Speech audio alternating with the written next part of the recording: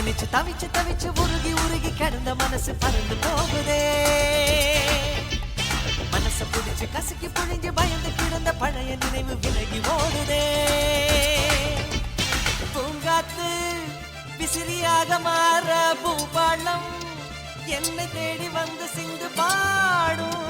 பூவேகம் குடைகளாக மாற விண்மீன்கள் பன்னீராக மாறி தூரல் போடும். விடிய விடிய கவிதை சொல்லி மனசை கிள்ளி மலர வைக்கும் உறவு வந்ததே.